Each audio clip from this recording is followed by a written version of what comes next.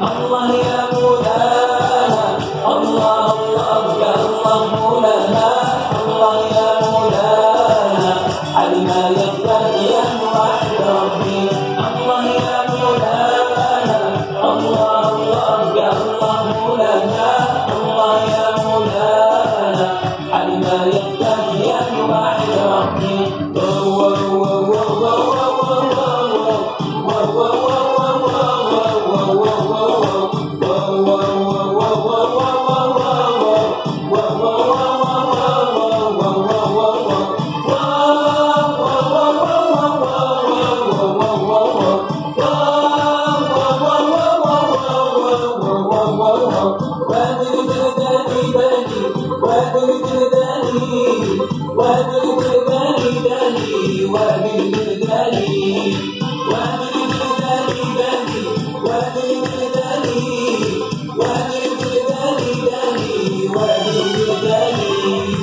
الله يا مولانا الله الله يا الله مولانا الله يا مولانا علم يفتح يا واحد ربي الله يا مولانا الله الله يا الله مولانا الله يا مولانا علم يفتح يا واحد ربي علم يفتح يا واحد ربي علم يفتح يا واحد ربي.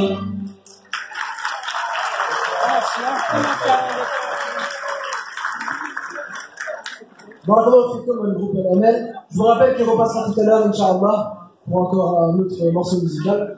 Donc à présent, nous avons le plaisir de recevoir notre imam qui vient de Roubaix, de la mosquée de Roubaix, Abdelmounim Boussenna, donc imam, conférencier, ingénieur de formation, et ce sera sur le thème de je ne détiens pas la vérité. Donc je vous prie de bien l'accueillir et sans plus tarder, je vais lui céder la parole.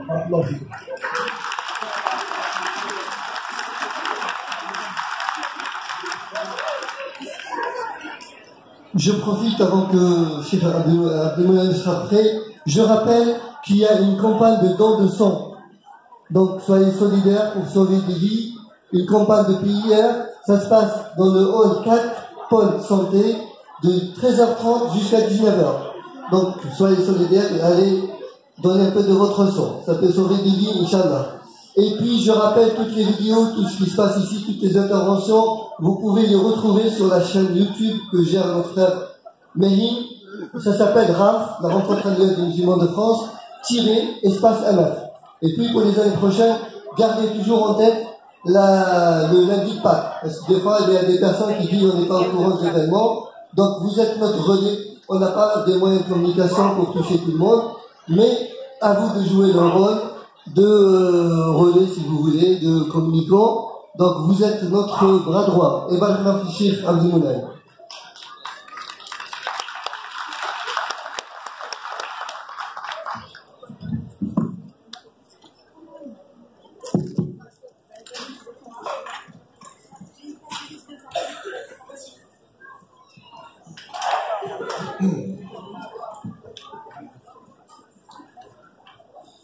أعوذ بالله من الشيطان الرجيم. بسم الله الرحمن الرحيم. تبارك الذي جعل في السماء بروجا وجعل فيها سراجا وقمرا منيرا وهو الذي جعل الليل والنهار خلفة لمن أراد أن يذكر أو أراد شكورا. وعباد الرحمن الذين يمشون على الأرض هونا وإذا خاطبهم الجاهلون قالوا سلاما. والذين يبيتون لربهم سجدا وقياما والذين يقولون ربنا اصرف عنا عذاب جهنم إن عذابها كان غراما إنها ساءت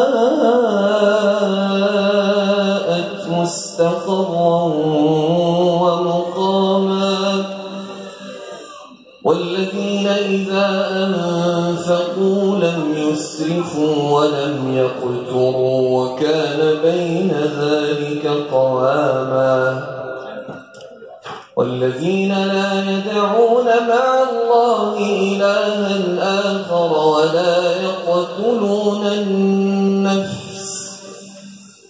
ولا يقتلون النفس التي حرم الله إلا بالحق ولا يزنون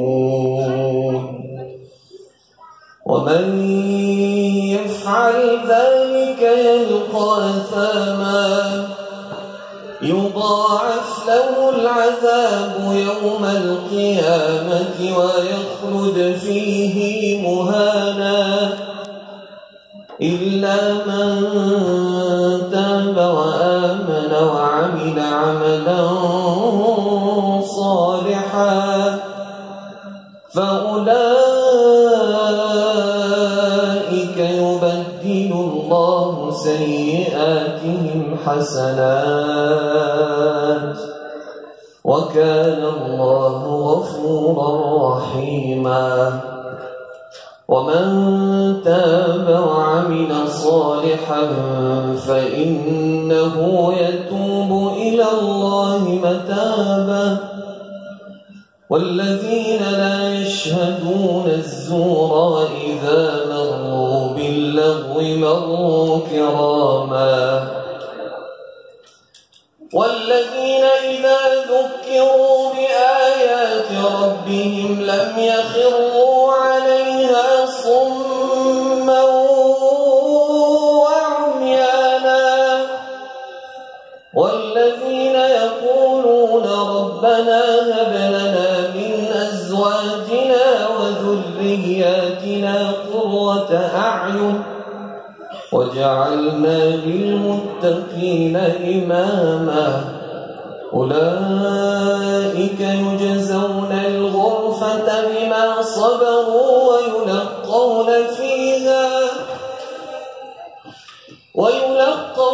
فيها تحية وسلاما خالدين فيها حسنت مستقرا ومقاما قل ما يعبأ بكم ربي لولا دعاؤكم فقد كذبتم فسوف يكون لزاما صدق الله العظيم.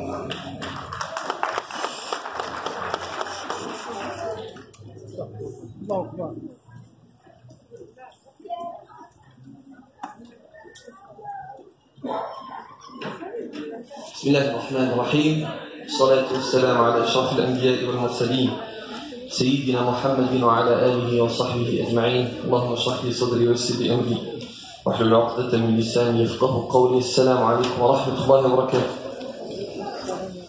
Très heureux d'être avec vous dans ce chapiteau, dans cet espace MF au cours de cette 36e rencontre annuelle des musulmans de France. Très heureux de partager ce moment avec vous.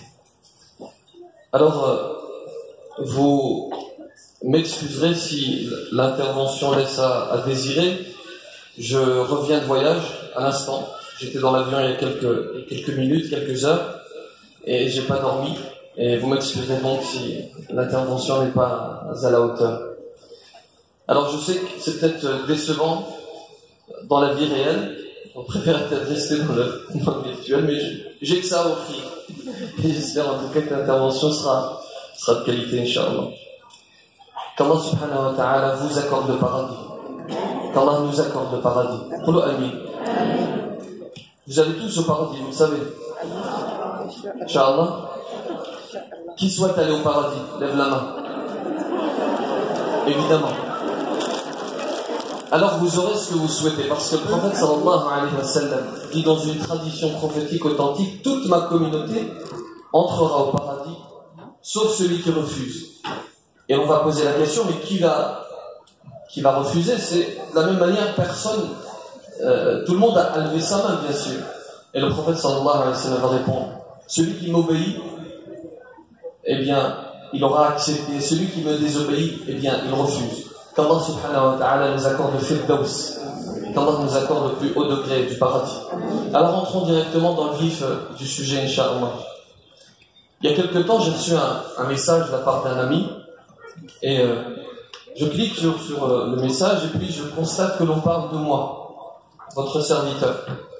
Et on explique qu'il s'agit d'un groupe qui se réclame du malikisme, et qui explique que, je vous le donne en mille, ma croyance est non conforme. Et il est tellement facile de tomber dans le simplisme. Parce qu'aujourd'hui, malheureusement, nous vivons dans une époque dans laquelle le simplisme est roi. Dans laquelle il y a une crise de la nuance. Nous souhaitons ce qui est simple. Nous aimons ce qui est simple. Pourquoi s'embêter à réfléchir quand nous vivons cette époque? Et souvent, on a ce genre de qualification. Sa croyance est non conforme. Alors jusque-là, j'ai envie de vous dire, rien de nouveau sous le soleil. Ce sont des appellations qui existent depuis la nuit des temps, des qualifications qui existent depuis toujours. Ce qui m'a quelque peu surpris dans ce message, c'est qu'il émanait de gens qui se réclamaient du malikisme. Parce que souvent, ce genre de qualification émane d'autres groupes qu'il est inutile de citer. Et rassurez-vous, je ne vais pas condamner le malikisme pour ce que certains en font, bien sûr. Et puis tous les jours, on a le droit, nous, imams, prédicateurs, à un certain nombre de qualifications. On a le droit à des mises en garde. La fameuse mise en garde. Et souvent, le plus souvent, elles sont grotesques, elles sont, j'ai envie de dire, clownesques, elles sont même anachroniques.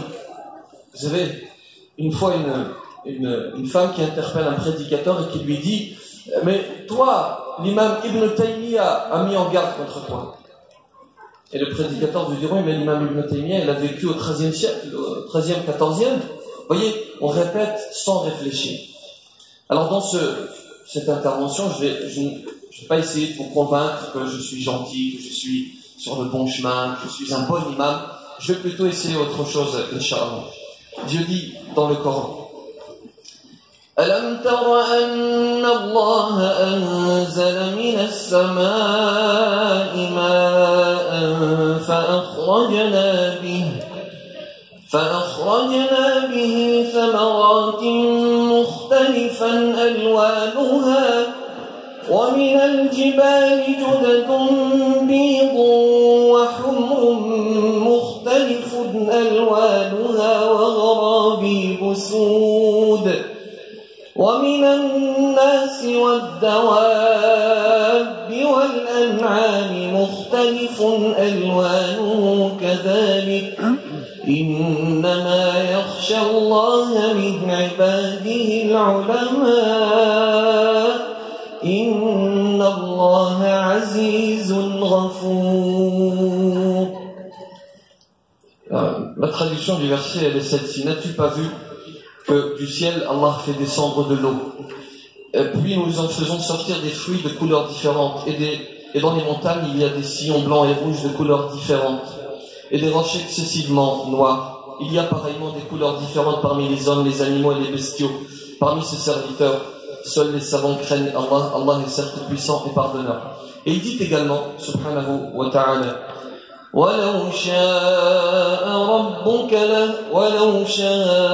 ربك لجعل الناس أمة واحدة ولا يزالون مختلفين إلا من رحم ربك ولذلك خلقهم وتمت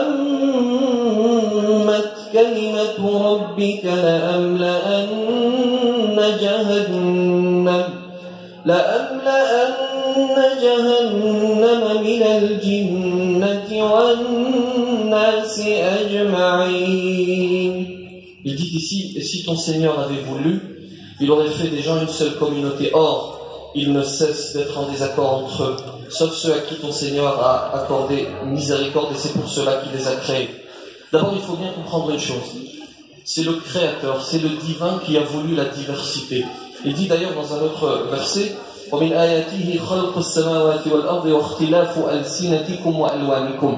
Il dit, et parmi ces signes, la création des cieux et de la terre, la variété de vos idiomes et de vos couleurs, il y a en cela des preuves pour les savants.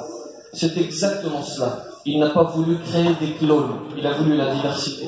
Et lorsque nous nous comportons comme cela, ce que j'ai cité en introduction, eh bien nous allons contre la volonté divine. Lorsque nous prétendons détenir la vérité, nous allons, c'est le titre de la conférence, je ne détiens pas la vérité, lorsque nous prétendons la détenir, nous allons contre ce que le Créateur a voulu. Et c'est ce qu'ils disent d'ailleurs à mon propos. Ils terminent leur propos peu rigoureux, pour le moins, en disant, cet imam, évidemment, il ne faut pas l'écouter. Par contre, eux, il faut les écouter parce qu'ils détiennent la vérité. Et c'est ce que je ne supporte pas. Le parti pris, la détention de la vérité. C'est la parole de Pharaon lorsque Dieu dit dans le Coran, قال فرعون ما أريكم إلا ما أرى وما أهديكم إلا سبيل الرشاد. Pharaon va dire, je ne vous indique que ce que je considère bon, je ne vous guide qu'au sentier de la droiture. Et ce n'est pas l'apanage d'un seul groupe. Ce parti pris, il ronge beaucoup d'êtres humains. Dans tous les extrêmes, extrême gauche, extrême droite, vous parcourez le spectre de l'extrême gauche à l'extrême droite, vous avez ce parti pris. Vous avez par exemple ceux que je viens de vous citer, et vous en avez d'autres qui nous expliquent qu'il faut choisir le prénom de son enfant dans le calendrier des saints. Vous voyez à qui je fais allusion. Ce genre de réflexion, ce genre d'affirmation, il émane d'un parti pris. Cet homme qui affirme cela, il prétend détenir la vérité. Alors je vais faire une petite digression pour évoquer ce parti pris qui alimente l'islamophobie. Il y a deux types d'islamophobie. Et vous allez voir qu'il y a un lien très fort avec la détention de la vérité. Vous avez un premier groupe qui est de bonne foi, qui pense réellement que les musulmans sont un danger pour notre société. Pourquoi ? Parce qu'ils se focalisent sur les comportements de certains, et il faut que nous puissions le dire calmement, parce que c'est une réalité et il faut être juste. Il y a parmi les musulmans des gens qui se comportent mal, parce que ce sont des êtres humains. Il ne s'agit pas de les excuser, il s'agit d'expliquer les choses.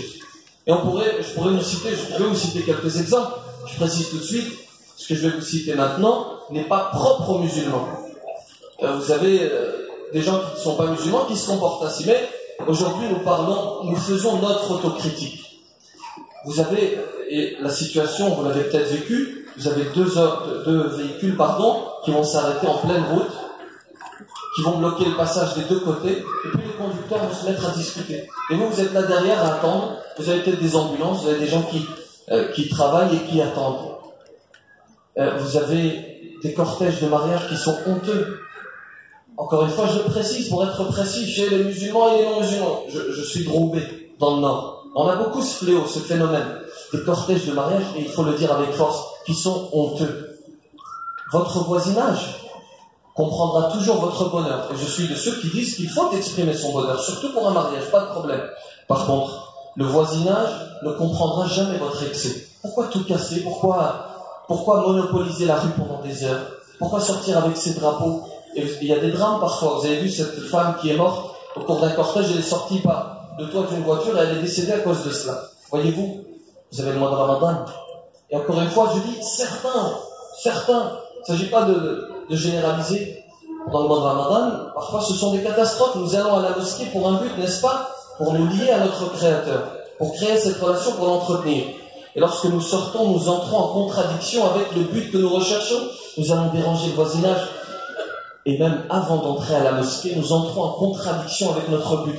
Avant d'entrer à la mosquée, nous garons nos voitures n'importe comment.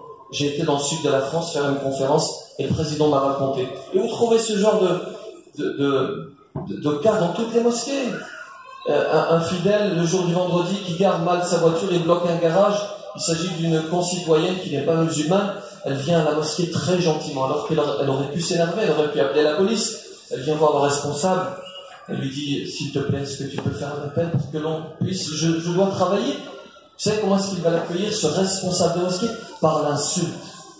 Il va l'insulter. Vous voyez l'image que nous donnons? Donc voyez-vous, il y a un certain nombre de comportements qu'il faut dénoncer. Et, billahi alaykum, lorsque l'un de nos concitoyens voit Mostafa sur une moto, en train de faire du wheeling sur une roue, et lorsqu'il voit Saïd sur un quad sans casque, billahi alaykum, comment voulez-vous que la haine ne naisse pas dans son cœur? Et il ne s'agit pas de cautionner, bien sûr. Lorsque l'on explique un phénomène, on ne le cautionne pas. J'entends par là qu'il n'est pas question de cautionner l'islamophobie, bien sûr. Il est question de l'expliquer. Parfois, elle est générée par des comportements réels, par ce genre de comportement. Et ce n'est pas parce qu'il s'agit de nos frères que nous allons nous taire. Nous avons souvent ce réflexe communautaire. Oui, lui c'est un frère, il ne faut pas en parler. Par contre, Georges et Michel, il n'y a pas de problème à les afficher. Mais Abdul Qadir et Qaddour, là, il faut les cacher. Et c'est une réalité. Le prophète sallallahu alayhi wa sallam dit dans une tradition prophétique, secours ton frère, qu'il soit victime d'une injustice ou qu'il soit lui-même injuste. Alors le secourir alors qu'il est victime d'une injustice, le concept est assez clair. Et comment le secourir alors qu'il est lui-même injuste? Le secourir alors qu'il est lui-même injuste, c'est le tirer de l'injustice. C'est lui expliquer qu'il est sur un sombre chemin. Qui plus est, en 2019, à cause des réseaux sociaux, à cause des algorithmes, le phénomène est amplifié. Le co-religionnaire, le concitoyen, à midi, il voit Mostafa sur la moto. Il rentre chez lui, se connecte sur Facebook, il voit des catastrophes. Parce que vous savez, le fil d'actualité de nos réseaux sociaux est construit à partir de ce que nous likons. Et petit à petit, vous avez un certain algorithme qui s'adapte à chacun d'entre nous. Et puis nous nous enfermons dans nos bulles. Et parfois, c'est même chez nous, vous avez des gens qui sont complètement renfermés, qui sont dans une bulle, qui sont dans, entre guillemets, la communauté, qui n'interagissent pas avec l'autre. De la même manière, chez ces islamophobes, qui sont au départ de bonne foi, petit à petit, avec ce qu'ils consultent, avec ce qu'ils like, ils vont s'enfermer dans une bulle. Et petit à petit, une certitude va gagner leur cœur. L'ennemi, il s'appelle Mohammed.